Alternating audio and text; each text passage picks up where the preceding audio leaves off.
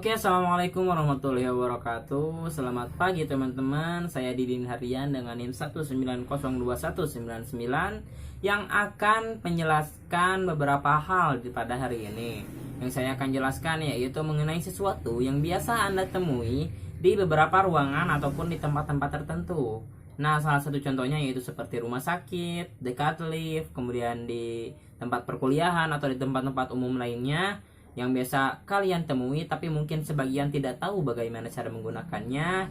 Atau saya akan jelaskan mengenai hari ini tentang APAR atau alat pemadam api ringan. Nah teman-teman, sebelumnya APAR ini sendiri memiliki ukuran-ukuran tertentu, yang mana ukuran-ukuran ini menjadikan sebuah kapasitas dari APAR ini sendiri seperti apa sih. Misalkan semakin besar kapasitas ataupun ukuran APAR-nya, maka akan semakin besar pula kegunaan dalam memadamkan apinya. Ketika si APAR ini semakin kecil, maka secara otomatis hanya pemadam api ataupun kebakaran api kecil saja yang dapat dipadamkan oleh APAR ini sendiri.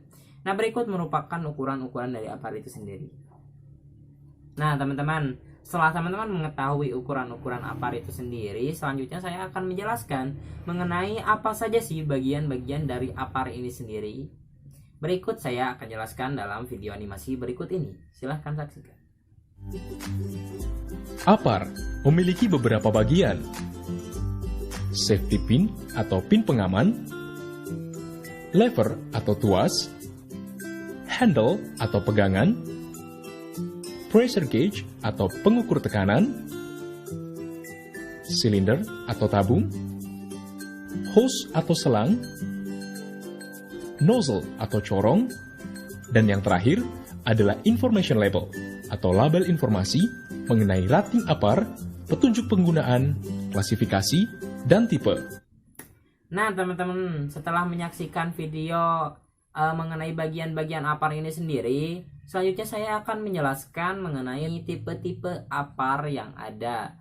Nah, teman-teman dapat menyimak dalam video yang saya sisipkan, video animasi yang berikut ini ya. Mohon disimak. APAR memiliki tipe yang berbeda-beda, yakni water, foam, dry chemicals, carbon dioxide, dan clean agent. Tipe-tipe APAR tersebut harap digunakan untuk memadamkan jenis kebakaran sesuai dengan klasifikasinya.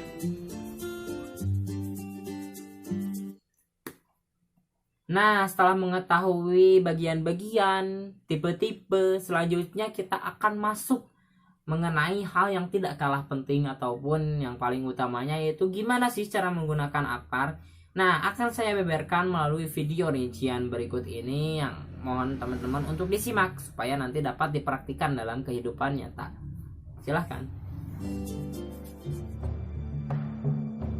Saat terjadi kebakaran, pastikan klasifikasi sumber api. Kemudian, segeralah menuju lokasi penyimpanan APAR yang sesuai. Sebelum digunakan, cek isi tabung pada pengukur tekanan. Pastikan jarum petunjuk ada pada posisi hijau. Catatan penting bagi para penanggung jawab APAR untuk selalu merawat dan mengisi ulang sehingga siap digunakan setiap saat. Letakkan APAR sejajar dengan tubuh. Hindari posisi kepala di atasnya. Tahan APAR sambil melepas pin pengamannya. Periksa tekanan APAR dengan cara mengarahkan corong ke atas, lalu tekan tuas beberapa kali. Setelah memastikan semua berfungsi dengan baik, angkat tabung APAR dengan menggenggam pegangannya. Untuk menghindari isi tabung keluar dengan tidak sengaja, jangan membawa APAR dengan posisi tangan menggenggam tuasnya. Sampai di lokasi kebakaran, ambillah jarak dari sumber api kurang lebih 2-3 meter. Apabila terjadi di luar ruangan, pastikan posisi kita tidak berlawanan dengan arah angin. Angkat tabung APAR dan arahkan corong ke sumber api. Lepaskan isi tabung dengan menekan tuasnya. Kemudian, kibaskan corong untuk mengatur arah semburannya hingga merata. Setelah api berhasil dipadamkan, masukkan kembali pin pengaman tuas. Lalu, simpan apar pada tempatnya. Nah, teman-teman, itu tadi kan sudah dilihat nih, gimana sih cara penggunaan apar secara rinci.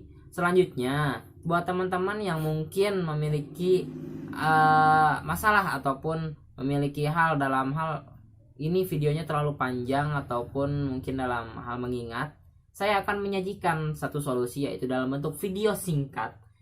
Dalam video singkat ini dijelaskan nanti mengenai penggunaan apar dan metode-metode supaya lebih mudah diingat, supaya teman-teman nanti ketika ada kebakaran kecil di tempat yang teman-teman singgahi atau teman-teman tinggali, jadi teman-teman tidak langsung panik. Dan jangan lupa untuk tidak panik ketika ada suatu kebakaran kecil, tetap tenang. Kita usahakan ambil apar atau alat pemadam lainnya, dan ketika itu kita harus ingat gimana sih cara menggunakan apar.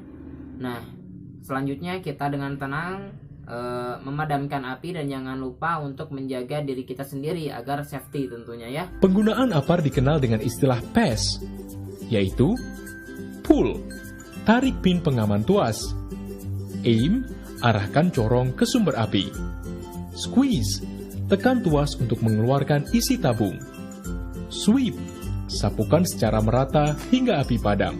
Didin Hardian dengan NIM 1902199 dari kelas Pendidikan Teknik Elektronika A dari Prodi Pendidikan Teknik Elektro Fakultas Pendidikan Teknologi dan Kejuruan Universitas Pendidikan Indonesia. Sekian dari saya, wassalamualaikum warahmatullahi wabarakatuh.